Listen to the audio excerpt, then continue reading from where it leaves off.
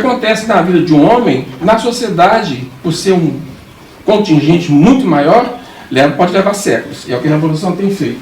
Bem, agora é importantíssimo, porque é isso aqui que diz respeito ao nosso dia a dia, que nós vivemos. O que a gente faz quando a gente é impactado por um objeto, por uma escultura, por um prédio, por uma música, por um som, por um perfume, por uma conversa, por uma postura de uma pessoa que conversa? É o que nós temos no café da manhã. Não existe ambiente neutro. Então, sim, todo mundo se influencia mutuamente.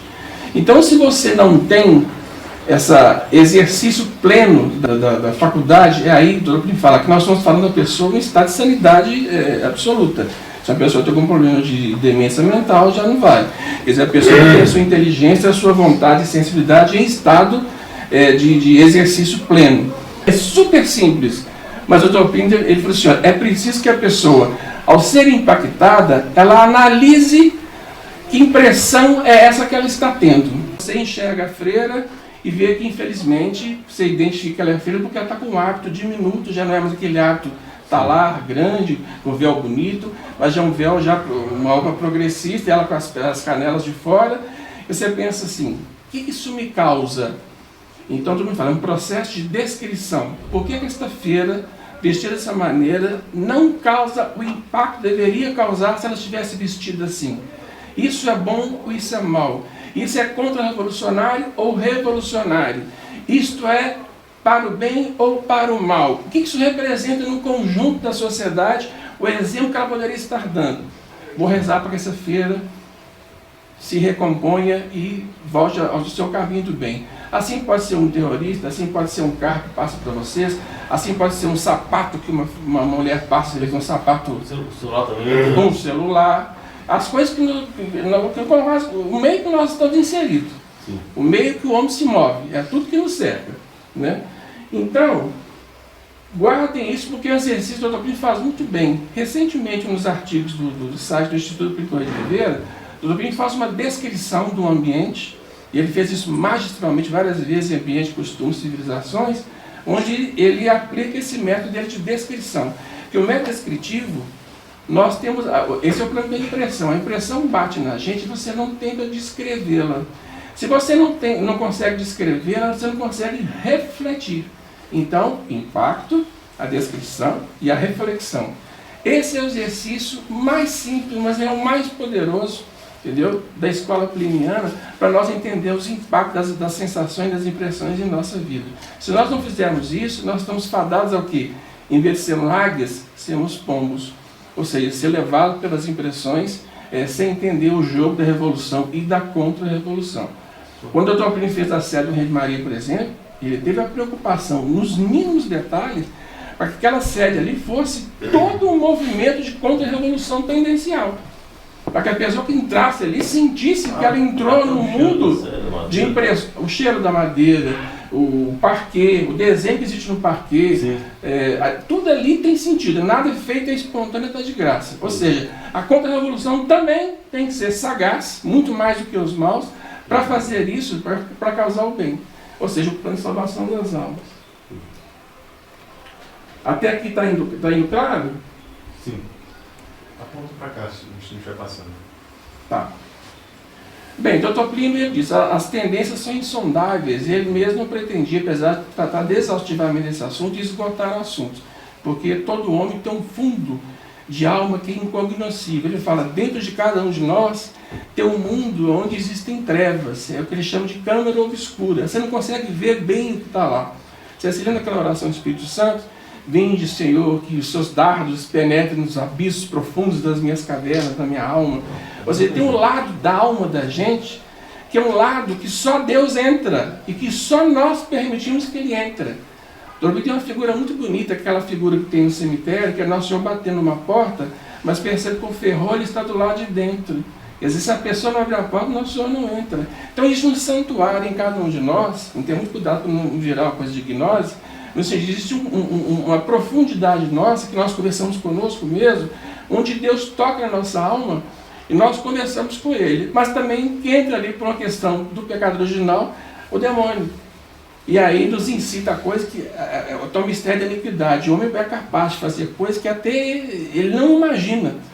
Quantas vezes na Revolução Francesa, me lembro do caso, por exemplo, de um jovem nobre que foi assassinado com requinte de crueldade por um sapateiro, um ferreiro e um açougueiro. Depois eles foram a julgamento, e aí eles foram perguntados: mas vocês pegaram o jovem, cada um deu uma cotelada nele, uma machadada, uma facada, cortaram a cabeça dele, colocaram fogo no corpo dele, por que tanta crueldade?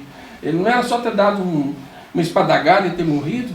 Eles falam assim: nós estamos num transe, entendeu? E nós não imaginamos o que nós estávamos fazendo. E aquele frenesi do ódio que a pessoa está tomada, ela leva a fazer coisas que a expressão popular, até Deus duvida, né? Enfim. Está indo bem até aqui? Sim. Ótimo. Então vamos ver algumas aplicações práticas, porque eu acho que o exemplo, alguns talvez o senhor já tenha visto alguns slides aqui, eu procurei não ser repetitivo, Sim. mas vamos ver se a gente consegue fazer que isso se torne mais palatável. Passei demais. Todo objeto, tudo que existe, que é criado pelo homem e criado por Deus, tem um significado simbólico. Sim. Daí é o lado metafísico que cumpre a gente. Nós não temos que inventar nada. Está ali. Você vê um rato, ele tem um valor simbólico que Deus colocou nele que nos lembra alguma coisa. Você vê um macaco, o macaco nunca foi usado, por exemplo, como símbolo de expressão do bem. Sempre é peraltice, enfim, é macaquice. Assim como o leão é a coragem, enfim, essas coisas todas, nós não temos que adivinhar, está ali. Basta a gente aprender esse método de descrição para ler aquilo, quais são os sinais que existem. Nos objetos é a mesma coisa. Esse aqui é um santo dia. Santo dia não, um artigo de Ambientes e Costumes, Civilizações, onde o autor mostra que o aspecto do objeto ele é mais importante pelo seu valor simbólico que a função dele. Ele dá um exemplo muito curioso. Ele estava dando uma reunião numa mesa, uma mesa muito bonita, Sim. muito bem talhada. Ele falou assim: meus caros, no jogo das tendências, essa mesa aqui contribui para a perdição da minha alma ou para a salvação da minha alma. Aí alguém me fala assim: doutor Plínio, que exagero, você vai dizer que essa mesa aí vai fazer o senhor perder a alma? Ele falou assim: dentro do contexto tendencioso, se eu entender que essa mesa, entalhada com bom gosto por esse marceneiro que criou essa perspectiva, ela contribui para que eu tenha uma impressão simbólica que me conduz por acesso até Deus. Se fosse uma mesa moderna, difômica, pé de aço, essas coisas normais que a gente vê, essa mesa ela causaria o efeito contrário. Então, assim, nos mínimos detalhes, a gente pode às vezes não dar importância, mas isso está ali inserido. Então é importante a gente ter essa leitura. Walter,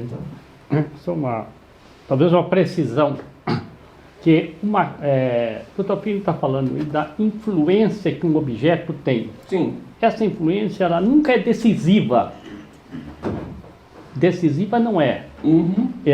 Porque se ela fosse decisiva, Ela o homem propicia. o homem perderia o livre-arbítrio, ele cometeria pecados sem querer. Até na Coreia do Norte, poderia Peraí, como é?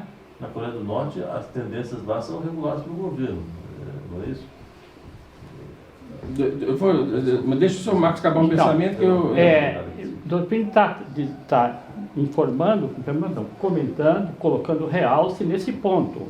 Quando você ornamenta uma sede como essa daqui, você está contribuindo para que a pessoa pratique a virtude, mas não é decisivo. Uma pessoa entra aqui, eu vou me convertir, não é isso, e não é decisivo. Mas é tão importante que a Revolução usa apenas para... A tendência ela propicia, ela estimula, ela incentiva, ela cria um ambiente psicológico, ela cria um estado temperamental para que a pessoa possa praticar a virtude ou praticar o pecado. Né? Mas ela realmente, o livre-arbítrio dela vai estar sempre presente. Tá? Aquele lustre é um lustre medieval. A estrutura dele é toda medieval, concebida naquele estilo medieval. Depois você passa para no momento já do barroco, dos Luís XIV da vida, com o lustre mais enfeitado em um moderno.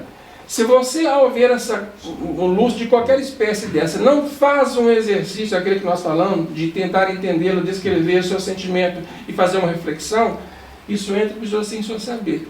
É bom que você tenha um contexto. Aquele lustre na Idade Média tinha um contexto sacral dos ambientes onde estava instalado, completamente diferente já nesse período barroco, onde O otimismo era a tendência dominante naquele momento pré-Revolução Francesa.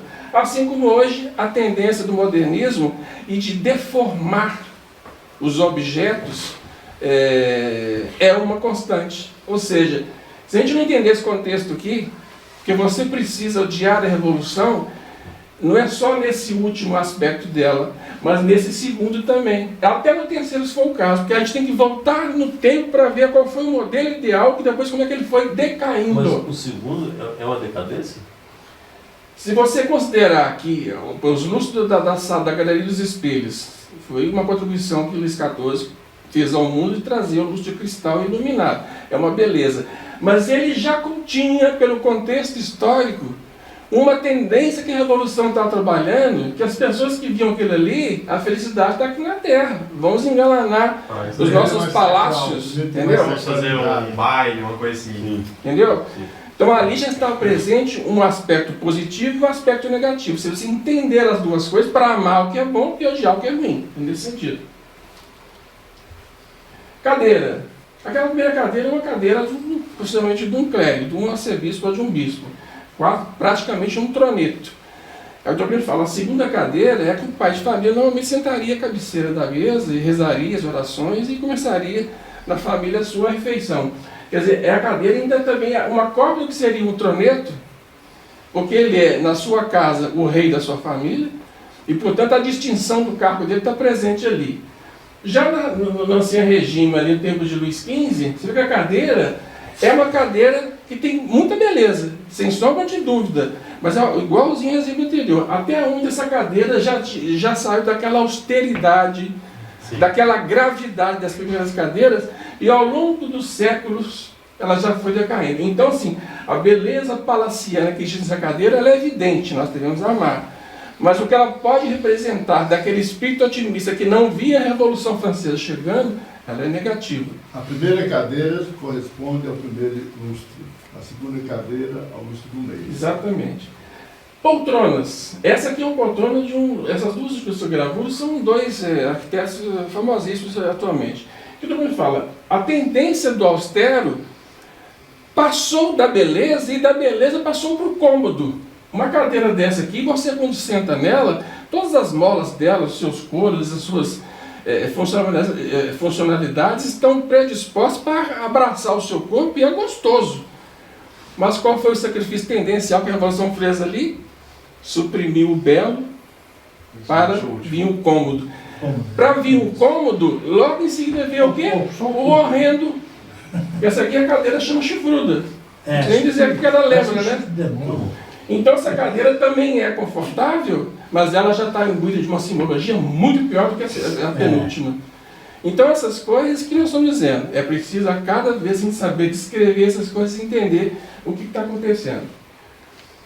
Cluny é a cidade, a antiga abadia de Cluny, que se desenvolveu na Idade Média e era o centro propulsor de todo o pensamento metafísico sobrenatural da Idade Média. O Tolkien cultivou muitas questões de Cluny, porque ali era o modelo de uma civilização católica irradiadora, né? Itália? Cluny na França. Então, se você percebe uma cidade, ali é a abadia de Cluny, né? Duas pessoas andando. Essa cidade tem uma homogeneidade, tem uma organicidade que faz com que o homem pense no absoluto, pense que existe Deus, pense que essa aqui é uma terra de abrolhos, mas que depois disso virá o céu. Totalmente oposto quando você vê uma Times Square. A Times Square, quem é que nessa barulheira, nessa feria de luzes e de sons que são oferecidos, pensa que Deus existe? Esse é o neopaganismo.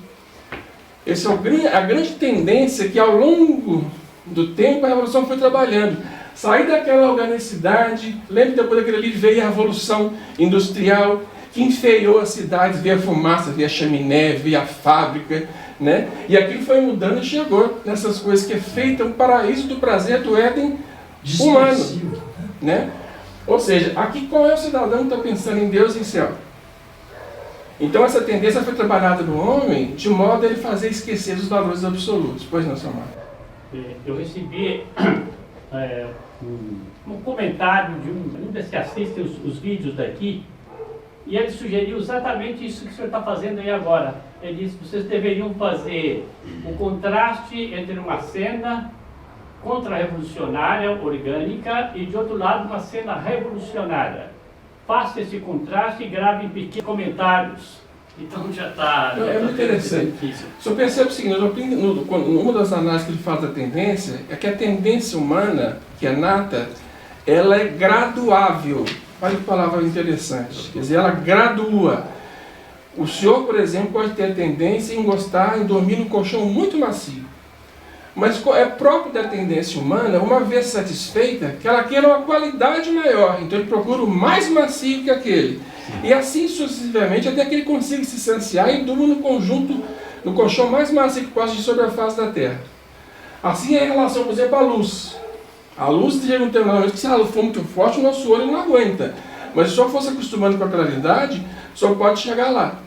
Então essa graduação é muito importante, porque de grau em grau, de broche em broche, a revolução percebe como que ela vai trabalhar essas tendências no homem.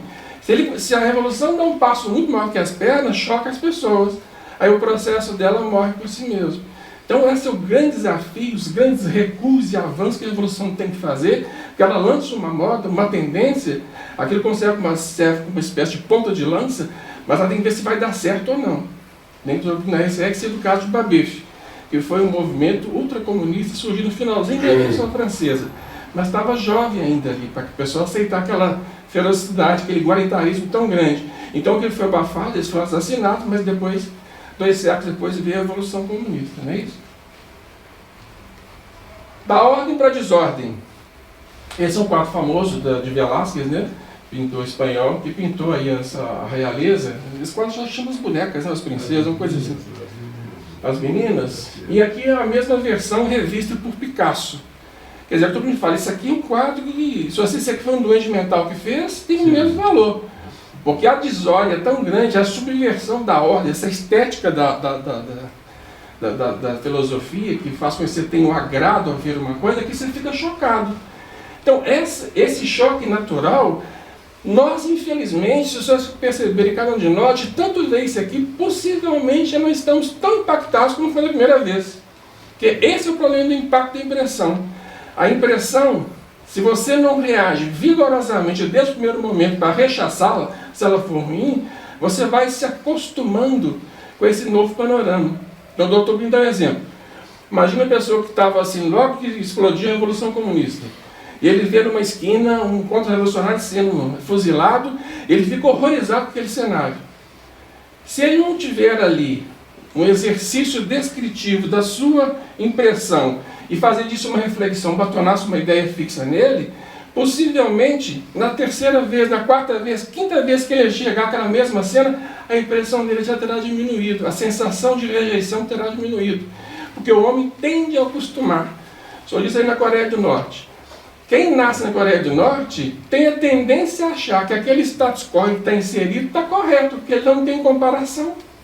Então é preciso que a graça divina e o exercício natural dele façam que ele tenha ali uma reação para perceber que aquilo ali é errado. Por isso que a luta contra esses países é fundamental, porque nem todo mundo tem inteligência, perspicácia para usar esse método descritivo para entender o que está acontecendo com ela. Não é isso? Da moda. Da feminilidade para o grotesco e do desejo para o imoral. De moral nem pude botar aqui, porque senão não compraria nossa reunião.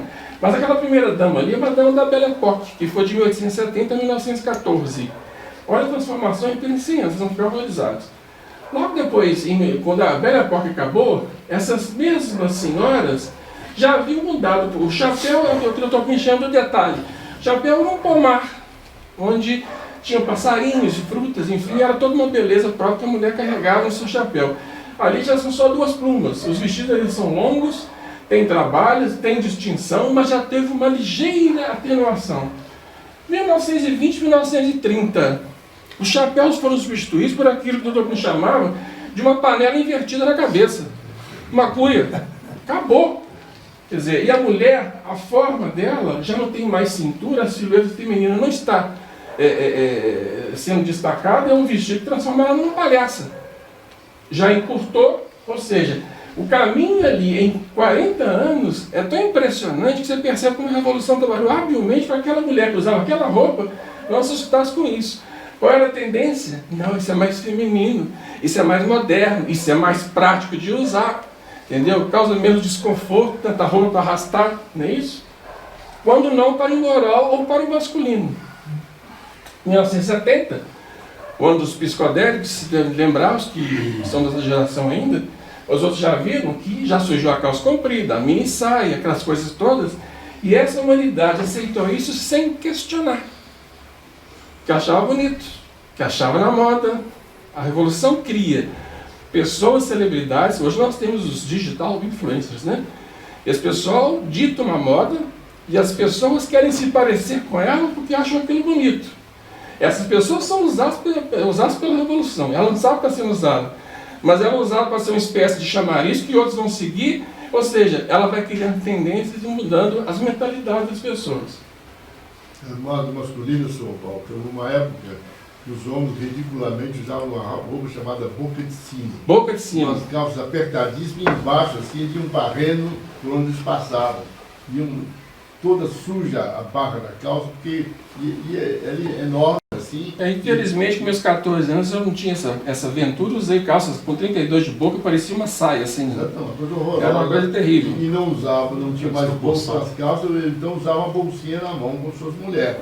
É uma coisa simplesmente ridícula. Mas enfim. Essa última moda aqui é um desfile agora, de 2016. Isso aqui chama-se, essa personagem chama-se Maria Antonieta. Segundo o artista, é uma revisão do estilo Maria Antonieta. Quer dizer, eu não pude botar uma coisa moral, então eu escolhi uma foto assim aleatória, mas vocês percebem que dessa foto para aquela de lá, olha o caminho que foi percorrido. É impressionante, né? Do sublime para o antissacral. Lembra que nós conversamos sobre sacralidade? Que na esfera sagrada se chega até o sublime e na esfera temporal se chega à maior perfeição da sacralidade possível. Não é isso? Ora, uma igreja da Pampulha, ela é o inverso, o extremo oposto de uma igreja como a Catedral de Colônia, que foi concebida para levar as almas para o céu.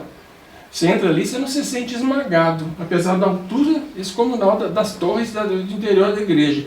Você entra ali dentro da igreja da Pampulha, quem já teve essa oportunidade, você sente um acabrunhamento. Ali é uma espécie de uma igreja higienizada, pasteurizada, ela não te dá unção nenhuma, não te leva para o céu. Então, isso é uma tendência. Sem falar que o aspecto dela é a foice, o martelo é coisa característica, né? A torre dela ali forma a foice e junto com a torre o martelo, né? Então, assim, as pessoas entendem. Viu como é que a evolução entende simbologia? Isso é um martelo, tá vendo? Impressionante, né? Martelo. A torre dela forma um martelo. E agora eu vi uma parte que eu falei com o senhor Marcos, que talvez eu achasse interessante, que é de ver a transformação ao longo dos séculos. Lembra do conceito que o doutor aprendeu? O que leva, às vezes, na vida de um homem a uma transformação, pode levar na sociedade séculos. Então, o que nós vamos ver, desde a decadência da Idade Média até o momento atual, como é que um fundador da Idade Média, um Carlos Magno, o homem pode ter chegado a isso? Porque eu não sei nem como é que define isso. Isso que então são imagens que ainda são apresentáveis. Um homem cuja roupa dele, nessa propaganda LGBT, é uma coisa que contamina toda a sociedade. E essa rapaz aqui que de terno tem uma leve lembrança, um paletó, mas que roupa é essa embaixo? Meio submarino, meio peixe, não tem rosto. Quer dizer, uma sandália completamente escova por pé, incômodo exatamente de andar. São desfiles de tendências. A tendência, elas são lançadas porque uma pessoa não vai sair com uma roupa dessa. Mas algo dessa roupa migra para ela porque ela aceitou, achou bonito em alguma medida isso aí. A roupa rasgada, a roupa desbotada, não passa por isso, até chegar aí. Bem, vamos então fazer agora a evolução disso aí que seria a evolução, a decadência dos tipos humanos ao longo desses séculos. Tolkien chama da era da Revolução, da era mística, logo após a decadência da Idade Média, o começo do processo revolucionário. Era mística porque existia a figura do cavaleiro medieval, existia a figura do cortesão, do fidalgo, existia a figura do cavaleiro que ia combater, defender o Santo Sepulcro, que ia lutar pela situação cristã, que ia morrer para proteger os peregrinos até a Terra Santa, mas enfim, ele estava envolvido numa aura de mistério e de mística sobrenatural que fazia dele um homem incentivar que os filhos se tornassem combatentes, fossem para a guerra, que era a maior forma de prestígio, superiores ao que um homem possa imaginar. Ou seja, o sobrenatural estava envolvido numa mística tão espetacular que criou um tipo de humano. O Dr. Green escreve muito bem como é que era esse homem, a têmpera dele, a varonilidade dele, a concentração dele, o equilíbrio dele, toda a vestimenta dele reflete esse estado interior dele, forjado, entendeu? Para a ideia de que a vida é uma luta, que até a hora da morte o homem deve lutar, que aqui é um estágio de sacrifício e de cruz, entendeu? Que portanto a vida sendo dura é que prepara o homem para o céu. O que a Revolução faz logo em seguida? Não conseguindo destruir completamente aquela mística que existia, ela altera, e as paixões desordenadas, as tendências desordenadas começam a ser incentivadas, e o orgulho, principalmente a sensualidade, começa a se infiltrar nesse cavaleiro. E o cavaleiro agora já não luta mais por Deus, mas luta por uma dama. O ideal de honra não é mais defender a honra de Deus ultrajado, mas a honra de uma dama com quem ele pretende casar. Então os campeonatos, aqueles torneios de cavalaria que eram mais uma encenação, as justas, que é propriamente uma guerra. Percebe que em questão de um século, a mudança radical. E aí a Revolução trabalha todos os aspectos das atividades humanas. Que vieram os trovadores, vieram os menestréis, veio a literatura com as suas poesias românticas.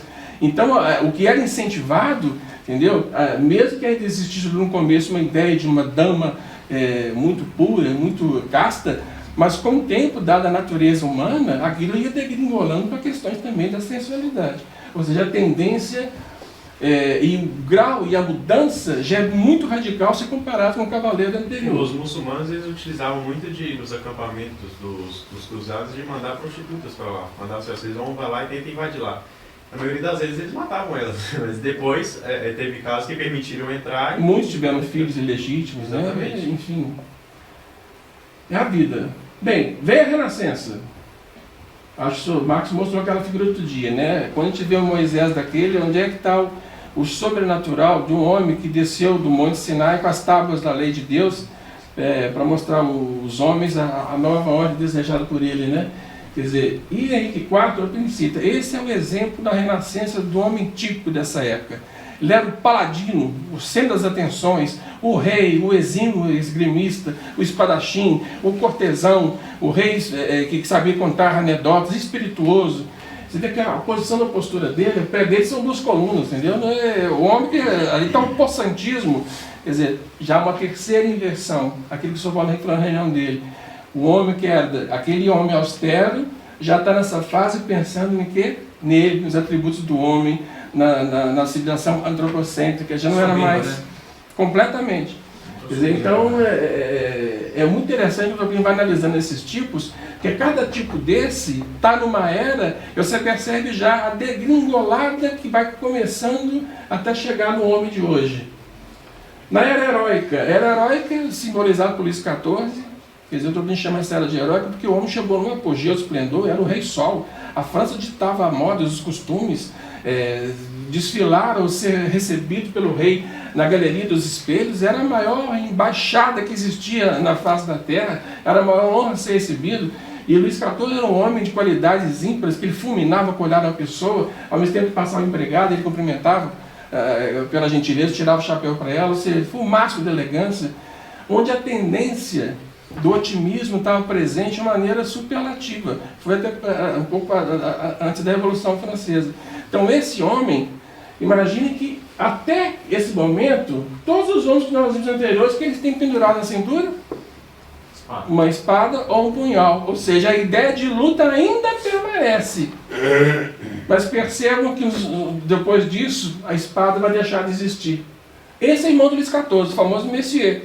Messier foi responsável que o Luís XIV, para dar ocupação para ele, deu para ele elaborar as etiquetas de Versalhes. Então, a finesse toda francesa, a famosa La Etiquette, que Maria Antonieta às vezes se revoltava, foi feita por ele. nos mínimos detalhes. Aquela pompa toda que era o despertar do rei, da refeição do rei, foi feito por ele.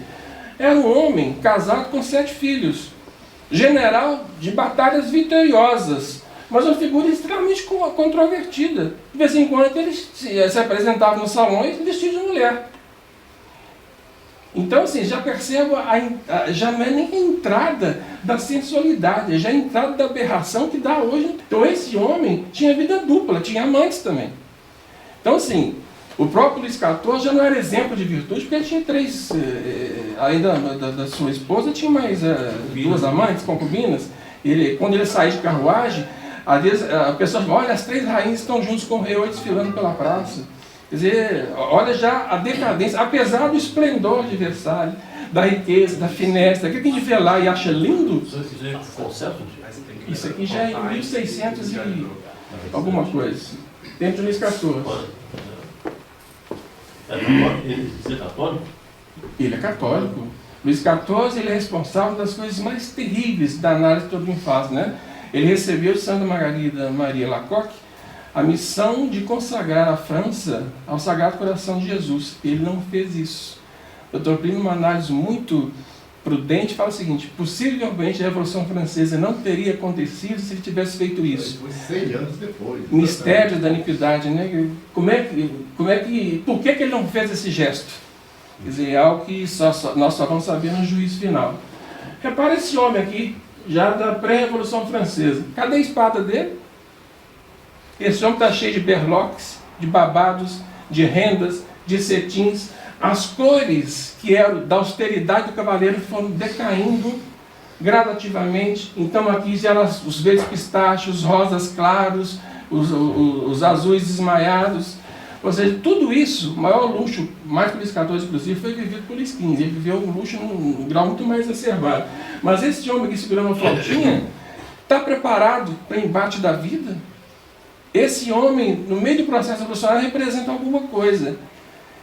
Ele não teve, esse é um nobre francês, possivelmente ele não teve a consciência daquele processo que nós citamos. Ele foi manipulado e se deixou pintar como se fosse assim, o suprassumo da criatividade. Mas ele revela um tipo já em completa decadência. Para isso aqui já não existe mais a ideia da Terra como ter um vale de lágrimas. O cachorro está igual um besta ali, ele apanha até com um gato. Esse cachorro no canto Impressionante, né? Eu não achei uma frase, uma foto boa, então assim, na pós-Revolução Francesa, eu venho falar da era humana. A era humana, ela é muito representada pelas grandes obras. Alguém já viu alguma ópera, escutou, ou sabe o enredo de uma ópera? São aquelas coisas melodramáticas, trágicas, que no final sempre tem amantes, tem suicídio, tem tudo. Ou seja, a literatura, o teatro, a dança, já começam a entrar com noções que eram contrárias à Igreja Católica. Noção do suicídio, da traição, da inveja, entendeu? Do amor. Então, coisas que não existiam anteriormente. Então, essa era... Isso aqui é uma gravura dos Les Misérables, que é aquela peça do... Qual é o nome do... Victor Hugo, né? Enfim, é só como ilustração. Mas essa época, ela já transforma o homem completamente. Aqui já não tem mais a espada, já não tem mais a austeridade. O homem começa a entrar no mundo da imaginação, onde ele se emociona ou vibra por um tipo de ser humano absolutamente tragicômico. Humanismo, exatamente. Vem o romantismo. Nessa época era bonito o homem morrer de tuberculose, ele ser triste, andar cabisbaixo, as mulheres morriam de melancolia. Hoje nós diríamos talvez depressão, né? Mas era bonito isso. Então era um tipo taciturno, com essas roupas que eram geralmente escuras, e ele, cabelo em desalinho, já não tinha mais a compostura de um homem temperante, mas já estava desalinhado, porque era romântico parecer um rapaz extravagante em plena idade adulta, né? Já é um outro passo que a Revolução fez, favorecendo que essa tendência do romantismo, e ela foi péssima, porque o romantismo, como diz o Plínio, ela estragou, inverteu na alma humana a ideia verdadeira que o homem tinha do amor de Deus.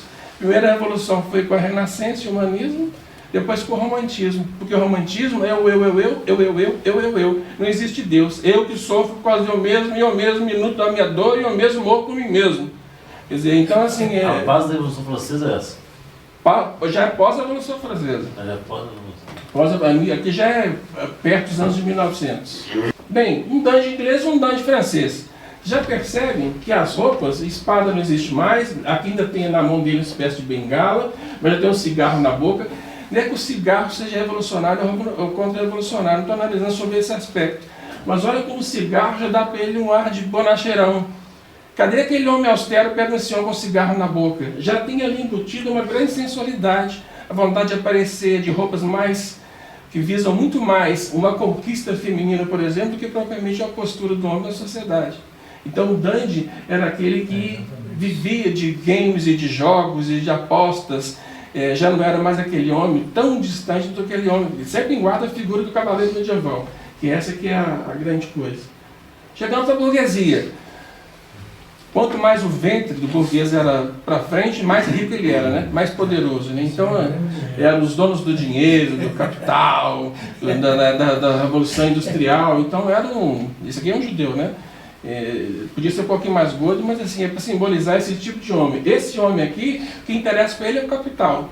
Aí nós chegamos, estou chamando dos tubarões, que esse aqui é um Rothschild, que é os bilhardários do século, entendeu? Que acumulavam dinheiro de uma maneira desproporcional, que criou inclusive argumento para a esquerda, para dizer que essa concentração de renda era um mal na sociedade que provocava a desigualdade. Né? Que a esquerda usa deles também, né? Para promover. Sim, exatamente.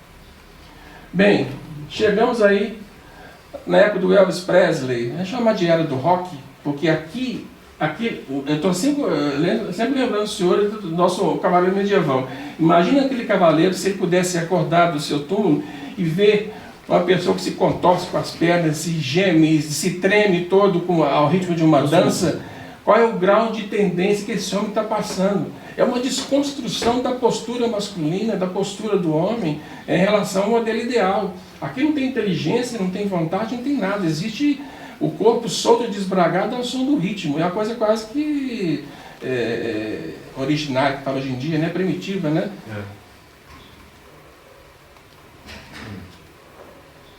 Chegamos aí à época dos hippies.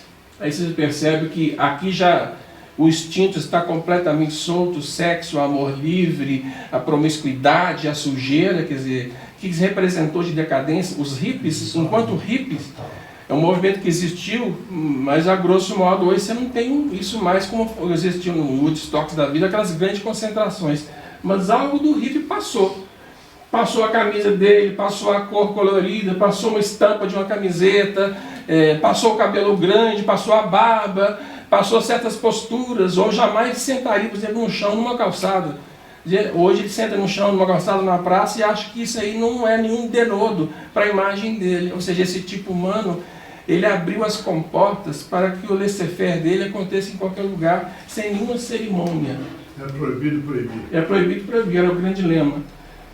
Qualquer semelhança que nós estamos vivendo é mera coincidência, né? Hoje em dia a população, o cérebro dela é trabalhado por um grande organismo central, um grande computador central, e a pessoa vive as entusiasmos com as novidades tecnológicas, achando que ele é dono dessa comodidade, dessa tendência à comodidade que oferece. A Apple, você sabe que ela tem um conceito do always on, quer dizer, celular na mão, que você está sempre ligado, fique sempre ligado. Escravo. Ele não percebe que ele está sendo escravo de uma coisa, de um mundo super conectado, onde ele tem que se conectar a muitas coisas e não se conecta com ninguém, porque ele acaba virando o que nós sabemos, ilhas isoladas. Agora, com a inteligência artificial e o mundo artificial, quer dizer, essa pessoa vive numa realidade onde que ele é guiado para que os instintos dele, já não mais de maneira coletiva, mas individual, fiquem presos a determinados conceitos que a Revolução vai propagando. Bem, isso aqui são cenas do nosso cotidiano. Você está vendo um rapaz ali com a roupa toda rasgada, segundo também na mesma proposta, uma coisa de descontração, sentado num monumento na rua, ou aquilo ali é uma bateria, nem sei o que é aquilo ali. Esse rapaz tatuado, ele está muito longe do homem que está vindo aí, tribalista, panteísta. Já é o tribalista. Às vezes um homem desse aqui passa para a gente na rua, a gente pensa que ele é uma pessoa, ele é um satanista. Mas está vestido com uma camiseta casual do dia a dia. Tem mais hoje em dia esse pessoal sem tatuagens. Né? Olha esse rapaz desfilando aqui. Assim, esses todos, para Black Lives Matter, para qualquer pauta de nova ordem mundial, o exemplo maior que nós tivemos de manipulação de opinião pública foi a Covid. A humanidade inteira subjugada, sem questionar, sem reagir à altura, seguindo parâmetros ditados por um organismo central, dizendo, olha, o seu Deus principal, que é a vida, está ameaçado. Se cuide, fique em casa e use máscara. A Revolução fez um teste que nós nem sabemos ainda qual foi a intenção deles fazer, porque eles conseguiram subjugar a humanidade inteira. Esse tipo, nós vimos aqui, está muito longe desse outro aqui, já da quinta revolução. Isso aqui são astros num festival de rock, hein? Isso aqui não é nenhum índio fantasiado, não. É gente normal, transmundada para isso. Esse pessoal, se chegar aqui no disco voador, um demônio, está pronto para adorar. Que diferença desse ser humano, quando a gente compara ao longo de 5 séculos, aconteceu com ele. Paulatinamente, as tendências foram sendo trabalhadas ao longo desses séculos, para que ele chegasse a isso sem perceber, e achando que a modernidade dele é ser assim, e que ser tribalismo é o futuro da humanidade, porque esse mundo não deu certo. Então, em vez de ter a sadia doutrina, que é Nosso Senhor Jesus Cristo, a civilização cristã, Nossa Senhora, a revolução embute nele, sim, vamos voltar para o período da pedra lascada, que é lá que o homem era feliz, e lá que dava certo. Com esse panorama aí, nós chegamos aí o que eu chamaria. Agora, o nosso movimento é exatamente o contrário disso. Como é que nós vamos sair do reino do demônio para chegar no reino de Maria? Como é que nós vamos fazer que aquele cavaleiro, como São Luís escreve um tratado da verdadeira devoção, seja uma grama comparada aos santos que virão no reino de Maria, que serão grandes carvalhos. É tal a promessa, a esperança dessa mudança, da regeneração do ser humano, que é isso que faz a gente viver. Sem isso aqui, nós não temos condições nem de imaginar a possibilidade, é o que o Padre falou hoje, da providência. Se nós acreditássemos que a providência não vai resolver essa varafunda, porque nós estamos lidando com questões desproporcionais à nossa força, à nossa capacidade, à nossa possibilidade. Se não é uma intervenção divina, nós devemos fazer sempre a nossa parte. É uma campanha, é uma atuação, é um manifesto, é um artigo na internet, é um site, é a maneira de nós estarmos propagando as nossas ideias. Mas tendo a certeza que o que a gente faz é pequenininho, perto da grande necessidade, que vai depender de Nossa Senhora. E aí, eu deixo para os senhores o convite para a próxima reunião, que é o que a contra-revolução tendencial, já não mais a revolução tendenciosa, mas o que ela precisa fazer.